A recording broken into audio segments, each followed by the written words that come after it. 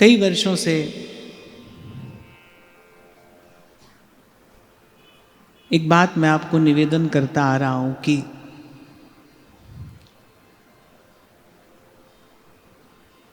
हमें गुरु नहीं खोजना है, हमें शिष्य बनना है।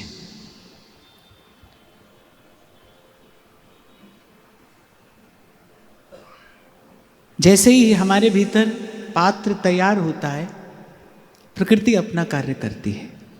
शिष्य बनना अर्थात जब आपके भीतर श्रद्धा सक्रिय हो जाए। श्रद्धावान लभते फलम, जो भी फल है वो क्रिया से नहीं है, वो श्रद्धा से है। और शिष्य वही जिसने श्रद्धा को पूर्ण रूपेण प्राप्त कर लिया है। जैसे ही वो श्रद्धा रूपी तत्व हमारे भीतर सक्रिय होता है, सृष्टि के कण कण में छिपा जो गुरु तत्व है वो भी जागृत हो जाता है। ये जो संवाद है जिसकी आप और मैं चर्चा कर रहे हैं, इसका वस्तुतः रहस्य जो है वो यही है कि जैसे ही हमारे भीतर शिष्यत्व जागृत होता है, जैसे ही हमारी श्रद्धा सक्रिय होती है, ऐसे ही सृष्टि के कण कण में व्याप्त जो गुरु तत्व है वो भी जागृत हो जाता है, हमारा मार्ग प्रशस्त करने लगता है। यही बात श्री दत्तात्रेय जी महाराज यदु से कह रहे हैं कि इस सृष्टि के कण कण से मैंने सीखा है। पृथ्वी, जल, अग्नि, वायु, आकाश, सूर्य, चंद्रमा, इन सब से मैंने शिक्षा प्राप्त की है। इन सब से मैंने कुछ ना कुछ आलोक पाया है।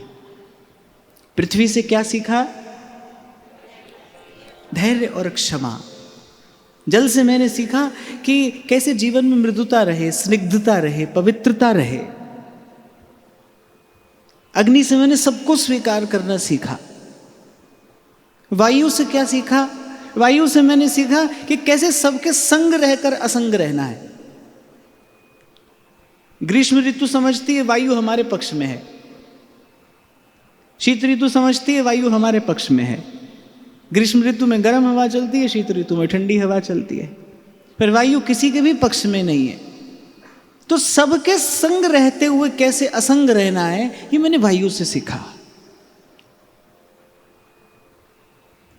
आकाश से सीखा मैंने किस प्रकार निर्लिप्त रहना है। चंद्रमा से मैंने सीखा किस प्रकार हमसे, हमारे माध्यम से किसी के जीवन में कुछ शीतलता आ जाए। सूर्य से मैंने क्या सीखा? महर्षि दत्तात्रेय कहते हैं सूर्य से मैंने सीखा कि वो स्वयं तपकर, वो स्वयं जलकर सारे संसार को प्रकाश देता है, जीवन दान करता है। एक और बात सूर्य से सीखी, आप देखो जेठ आषाढ़ के महीने में सूर्य जो हैं वो जल खींचते हैं और फिर सावन और भादों में बरसा देते हैं। कहने सूर्य से मैंने ये बात सीखी कि ग्रहण भी करिए पर उसका त्याग भी करिए। केवल पकड़ना ही नहीं है, संसार में आकर केवल पकड़ना ही नहीं है, पकड़ना भी है और उसको छोड़ना भी है। आपको छोड़ना भी आना चाहिए। आप देखो यहीं पर हमसे चूक होती है। कमा तो लेता है प्रत्येक व्यक्ति, छोड़ नहीं पाता। कमा तो सब लेते हैं थोड़ा घना, पर व्यक्ति उसको छोड़ नहीं पाता। शरीर जर्जर हो जाता है तो भी चाबी का गुच्छा अपने पास में लटका ही रहता है, अपने हाथ से किसी को देने की इच्छा नहीं होती। सूर्य क्या सिखाते हैं? सूर्य ये सिखाते हैं ग्रहण करिए और उसका त्याग भी करिए। आपको स्मरण हो, पूर्व भी हमने इस विषय पर चर्चा की थी कि संसार ऐसा चक्रव्यूह है, इसमें हमें घुसना तो आता है पर निकलना नहीं आता। इस संसार रूपी चक्रव्यूह में हम घुस तो जाते हैं लेकिन हमें निकलना नहीं आता। और चक्रव्यूह से निकलने की युक्ति या तो श्री कृष्ण जानते थे जैसे, या अर्जुन, ऐसे इस संसार रूपी चक्रव्यूह से निकलने की युक्ति भी या तो भगवान जानते हैं या भक्त जानते हैं। तो भक्त और भगवान से चक्रव्यूह से बाहर निकलना भी सीखना है। संसार की सब वस्तुएं भगवान ने आपके मेरे उपयोग के लिए बनाई है।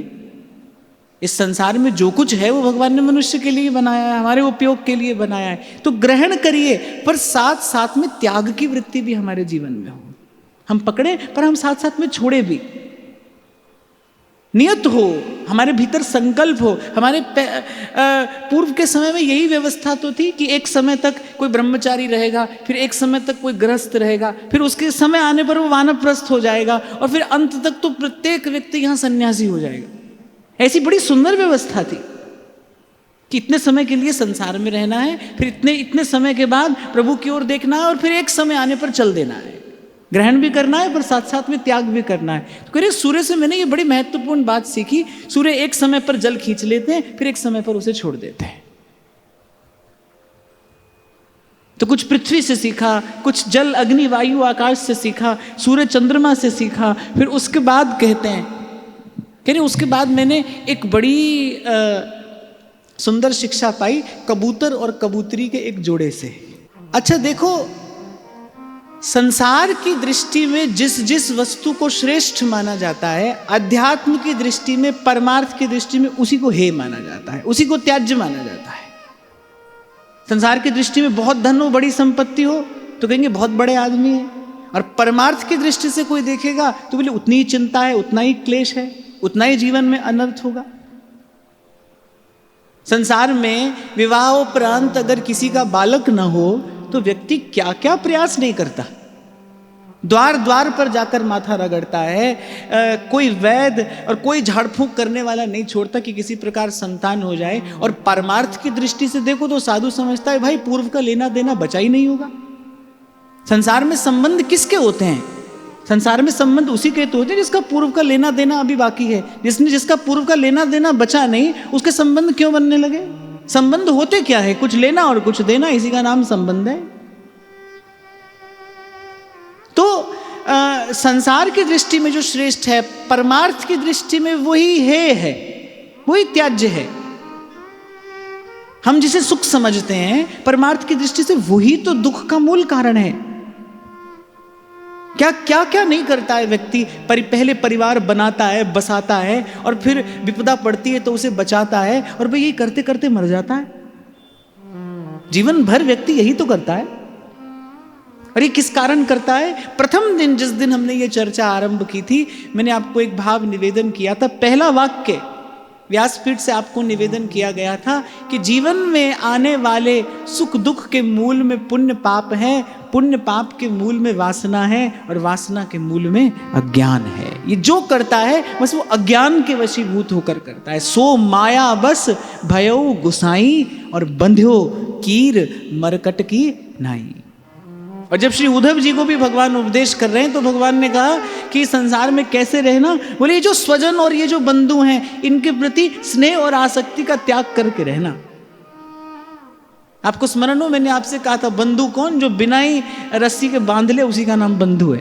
और आप देखो हम जिससे बंधे हैं इसी मोह की और आसक्ति की डोर से ही तो बंधे हैं। सेवक जी महाराज कहते हैं आस की पास नहीं तोर जानी।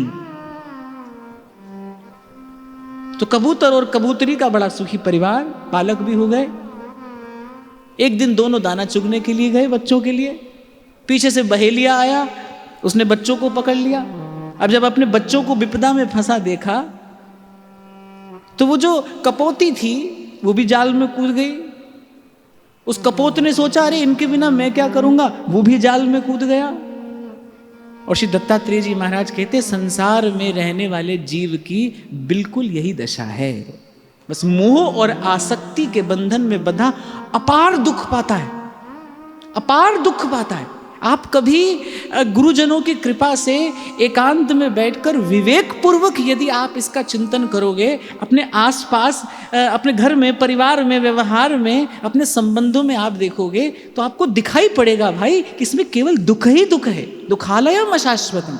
इन संबंधों ने केवल पीड़ा ही दी है, इन संबंधों से हमने केवल पीड़ा ही पाई है। मोह निशा और सब सोवन हारा। गोस्वामी जी तो कहते हैं मोह सकल व्याधिन कर मूला,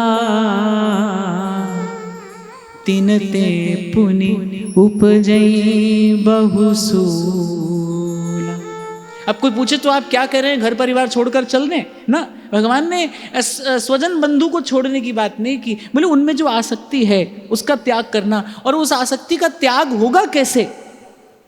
उस आसक्ति का त्याग करने के लिए आपको विवेक की आवश्यकता पड़ेगी। विचार पूर्वक त्याग किया जाता है भाई। संसार का ग्रहण भी विचार से ही किया जाता है, संसार का त्याग भी विचार से ही किया जाता है। और उस त्याग का विचार करने के लिए वैराग्य और विवेक की आवश्यकता है, और ये संपत्ति गुरुजनों के पास से पाई जाती है। ये संपत्ति सत्संग से मिलती है। नहीं तो ऐसा पर्दा पड़ा है मति पर, अपनी आंख के सामने अपना हित है, अपना अहित है, पर जीव पहचान नहीं पाता। इसी को मूढ़ता कहते हैं, इसी को जड़ता कहते हैं। यही मूढ़ता है, यही जड़ता है। आंख के सामने हो रहा है सब कुछ। संत उदाहरण देते हैं कि एक जगह जहरीली घास उगी थी, सब पशु जाकर घास चरने लगे, सब चरते चरते मर रहे हैं, लेकिन उस पशु को कोई बोध नहीं है। वो पशु बेचारा ये विचार नहीं कर पा रहा है कि मेरे आसपास वाले पशु क्यों मर रहे हैं। ये जहरीली घास खाने से यदि ये मर रहे हैं तो मुझे भी मरना होगा। उस पशु के पास ऐसी विवेक नहीं है, ऐसी बुद्धि नहीं है। यही दशा तो जीव की है। आप देखो, संसार में चारों तरफ प्रतिपल संसार नष्ट ही तो हो रहा है, लेकिन फिर भी जीव को चेत नहीं होता। कितना संत प्रयास करते हैं, आपके मेरे लिए पुरुषार्थ करते हैं। रहना नहीं है देश बेगाना है।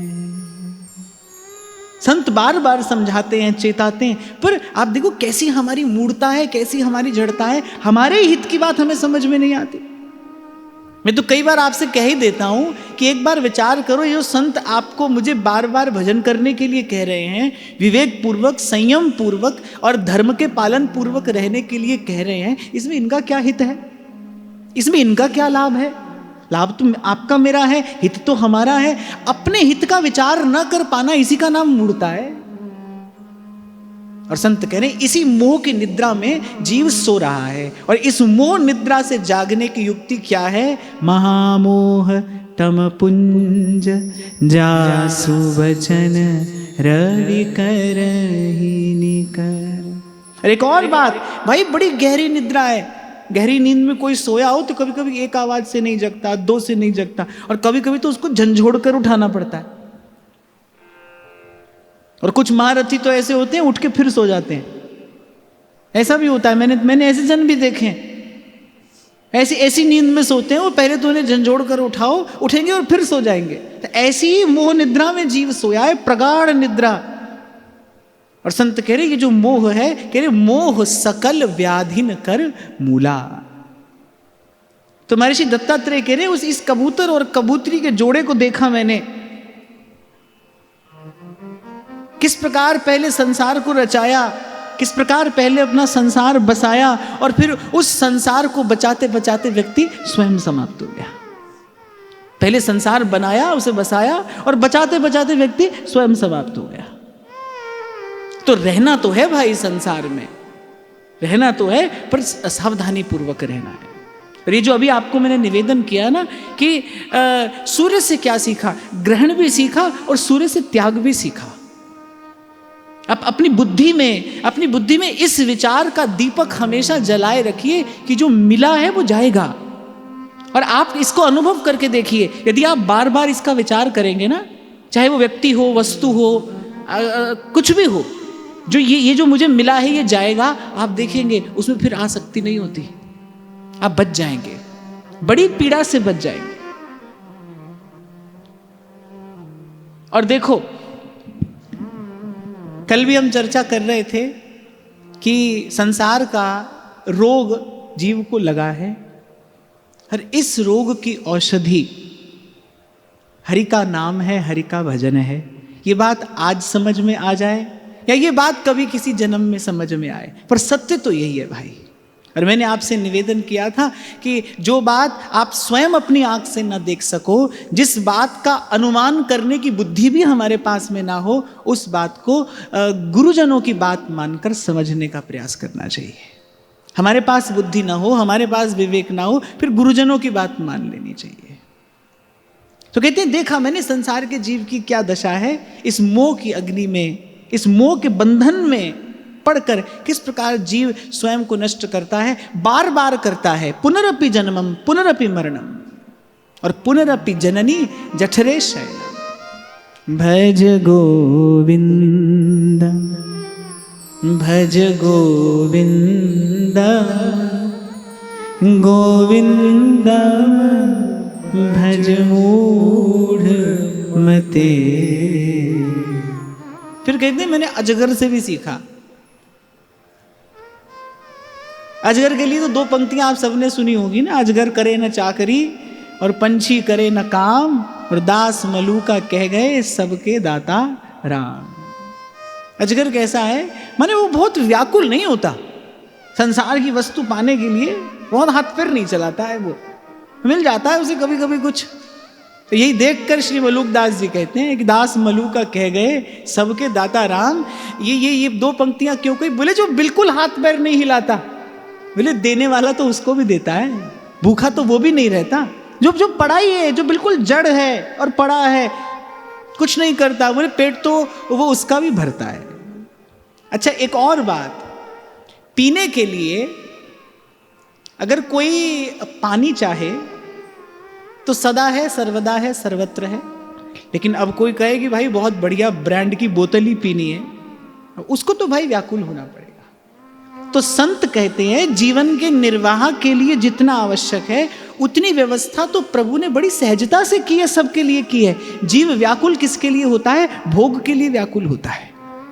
उस अनियंत्रित भोग के सुख के लिए जीव व्याकुल होता है, कष्ट पाता है। तो अजगर से मैंने क्या सीखा, अजगर से मैंने ये सीखा कि भाई संसार को प्राप्त करने के लिए बहुत ज्यादा प्रयास करने की आवश्यकता नहीं है। श्री स्वामी जी की वाणी का हमने चिंतन किया था, तो स्वामी जी कहते हैं ना, अन मांगा आगे आवेगा। आप जो पाप पुण्य करके आए हैं, कुछ अर्जित संपत्ति आप यहां पर लेकर आए हैं। अब क्या इसका यह अर्थ लिया जाए कि कर्म करने की आवश्यकता नहीं? क्या इसका यह अर्थ ले लिया जाए कि कर्म करने की आवश्यकता नहीं? नहीं, हमें कर्म नहीं करना है, निष्काम कर्म, सेवा, अपने लिए, अपने सुख के लिए बहुत ज्यादा प्रयास करने की आवश्यकता नहीं। आप देखो साधु के जीवन में यही तो होता है, वो जो करता है वो परमार्थ की दृष्टि से करता है, परहित की दृष्टि से करता है, परोपकार की दृष्टि से करता है। अपने लिए उसे बहुत कुछ नहीं चाहिए, अपने लिए तो वो बड़े थोड़े से में अपना काम चला लेगा, बड़ी थोड़ी सी व्यवस्था में वो निर्वाह कर लेगा। लेकिन कभी कभी देखा जाता है संतों के माध्यम से बहुत बड़ा लोकहित का कार्य होता है, बहुत बड़ा लोक मंगल का कार्य होता है। और ये बात भी मैंने साथ साथ में अनुभव की, जिसके अपने जीवन में संयम है, जिसके अपने जीवन में नियंत्रण है, जो अपने जीवन में बड़े अल्प, बड़े थोड़े से निर्वाह करने में सक्षम है, उसी के माध्यम से लोकहित होता है, उसी के माध्यम से लोक मंगल का कार्य होता है। तो कह रहे अजगर से मैंने ये सीखा, भाई जो पड़ा है पेट तो उसका भी भर रहा है। तो जीवन के निर्वाह के लिए, अपने सुख के लिए, संसार के सुख भोग एकत्रित करने के लिए बहुत ज्यादा प्रयास करने की आवश्यकता नहीं है। प्रयास यदि करना है तो उत्तिष्ठत जागृत प्राप्य वरान्य बोधत, यदि प्रयास करना है तो उत्कृष्ट वस्तु को प्राप्त करने के लिए करना है। देखो एक ही बात समझने की है कि ये जो मनुष्य का शरीर मिला है ये किसी और कारण से नहीं मिला है, केवल प्रभु का भजन करने के लिए मिला है, कोई और कारण नहीं है। हम इसके अतिरिक्त जो कहते सुनते समझते रहे वो हमारी भूल है, वो हमारा भ्रम है, और भूल और भ्रम का परिणाम भय होता है। इसके अतिरिक्त हम जो सुने समझें वो सब हमारी भूल है, वो भ्रम है। पर ये शरीर हमें मिला है, ये अवसर हमें मिला है, ये नर देह हमें मिला है, किस लिए मिला है? हरि का भजन हो, आंख से दर्शन हो, हाथ से सेवा हो, कान से श्रवण हो, मनसा वाचा कर्मणा, मन क्रम वचन तुम्हारी आशा, ऐसी भक्ति करे रे दासा। और हम व्यवहार में रहते हैं, अनेक प्रकार की बातें, अनेक प्रकार की चर्चा चिंतन हमें कहने सुनने को मिलता है। इस विचार को अपने जीवन में स्थान देने के लिए आपको मेहनत करनी पड़ेगी भाई, आपको पुरुषार्थ करना पड़ेगा, बार बार 1000 बार अपने मन से आपको मुझे समझाना पड़ेगा, भाई ये शरीर भजन करने के लिए मिला है, अपने आप को ही लगाना है भजन में। कल भगवान ने उद्धव जी से कहा ना, सबसे बड़ा गुरु तो अपने भीतर बैठा है, आत्म कृपा करनी है, हमें स्वयं पर कृपा करनी है, बार बार लगाना है अपने आप को भजन में। नहीं लगता है मन भजन में, ये देखकर भजन छोड़ नहीं देना है, ये देखकर साधन छोड़ नहीं देना है। आज साधन फलीभूत नहीं हो रहा है तो निराश नहीं हो जाना है, धीरज धरते हुए अनेक बार, 100 बार फिसलो तो 101 बार अपने मन को लगाना है भजन। बड़ी बात ये नहीं है कि हम कहीं पहुंच पा रहे हैं कि नहीं पहुंच पा रहे, बड़ी बात ये है कि हम फिर उठकर चलने का प्रयास कर रहे हैं।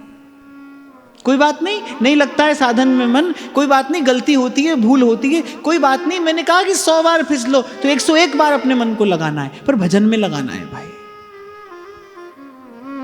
भजन में लगाना है। अपने मन को पकड़कर बैठाना है भजन में। कहत कबीर सुनो भई साधो, कहत कबीर सुनो भई साधो, सतगुरु नाम ठिकाना है,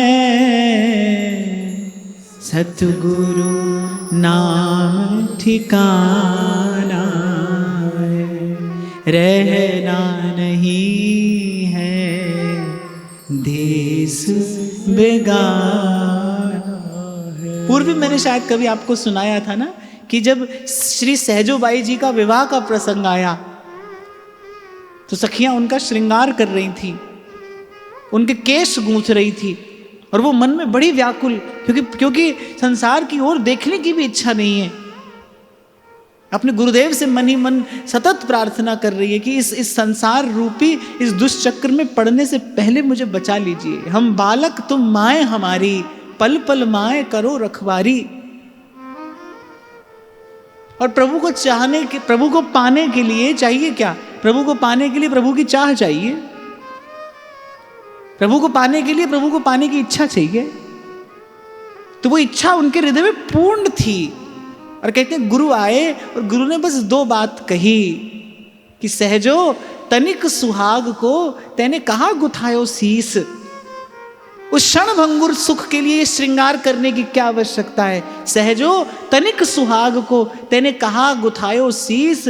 और गुरु के मुख से जब ये वाक्य सुना कि जाना है रहना नहीं, मरना बिस्वा 20, और किसी बात में तो संशय हो न हो, पर जाना है रहना नहीं, मरना बिस्वा 20। भगवान कहते हैं यह प्राप्यम मानुषम लोकम मुक्ति द्वारम अपावृतम। भगवान ने कहा ये क्या है? मुक्ति का द्वार है, और मुक्ति का द्वार भी कैसा है? मुक्ति द्वारम अपावृतम, खुला हुआ मुक्ति का द्वार है। साधन धाम मोक्ष कर द्वारा, पाई न जिहि परलोक संवारा।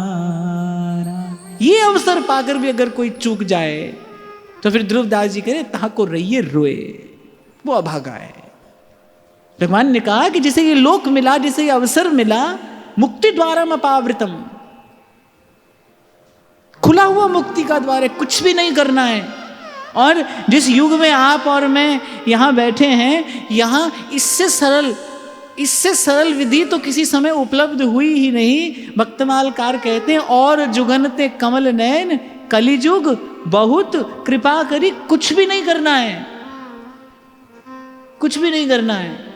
हरि का नाम रटो मेरे भैया, हरि का नाम रटो मेरे भैया, इसमें बरस महीना क्या, हरि नाम नहीं तो जीना क्या, हरि नाम नहीं तो जीना क्या, हरि नाम नहीं तो जीना क्या, हरि नाम नहीं तो जीना क्या। तो कह रहे और जुगनते कमल नयन कलिजुग बहुत कृपा करी। अगर कलयुग के कुछ दोष हैं तो फिर कलयुग का ये गुण कितना बड़ा है, कोई भी साधन नहीं करना। एहि कलि करम न धर्म विवेकू राम नाम अवलंबन एकू। और श्री ध्रुवदास जी श्री ठाकुर जी के नाम की महिमा बताते हुए कहते, बोले खेलत हंसत अजान कैसे हूँ हरि नाम ले, खेलत हसन अजान ताहू को दे देते हैं उत्तम गति भगवान। खेलते हंसते अनजाने में भाएं कुभाएं, कोई भी हरि नाम ले ले तो श्री ठाकुर जी उत्तम गति प्रदान करते हैं। और कोई प्रेम से गाए फिर तो कहना क्या। नाम देव रस प्यारे अनुपम सफल बना ली काया, ओ भैया रे सफल बना ली काया। देखो कोई भी संप्रदाय हो, कोई भी गुरु हो, कोई भी मंत्र आपको मिला हो, पर कलयुग का धर्म क्या है? कलयुग का धर्म तो ये है, रैदास जी ने मीरा जी के कान में क्या कहा, बोले बस बेटी हरिगुण गाना बस। और मीरा कहती है गाया गाया हरिगुण गाया और काल ब्याल सो बाची। माई री माई सांवरे रंग राजी, माई री माई सांवरे रंग राजी। श्याम बिना जग खारो लागे, श्याम बिना जग खारो लागे। जगरी बाता काची, माई री माई सांवरे रंग राजी। गाया गाया हरि गुण गाया, गाया गाया हरि गुण गाया। श्री चैतन्य महाप्रभु कहते हैं कि हे प्रभु न इसमें देश काल का कोई विचार है, न पात्र पात्र का विचार है, न योग्य योग्य का कोई विचार है। पतित से पतित भी नाम जप का अधिकारी है।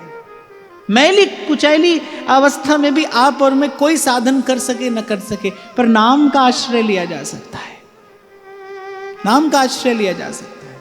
और वैसे तो भाई देखो ये जितना स्नान ध्यान है ना, ये सब बात एक और की है, जीव शुद्ध तो हरि नाम से ही होता है, हरि नाम से ही होता है। कितना भी बड़ा अनुष्ठान कोई कर ले, पर उस अनुष्ठान में कोई भूल हो जाती है, त्रुटि हो जाती है, तो अंत में भगवान का नाम उच्चारण करके ही उसका समाधान किया जाता है। बड़े बड़े अनुष्ठान करने के बाद यही कहा जाता है, मंत्रतः तंत्रतः छिद्रम देश कालारह वस्तुतः सर्वम करोति निश्चिद्रम नाम संकीर्तनम तव। जितना भी अभाव है, जितनी भी त्रुटि है, वो सब नाम से ही दूर होती है।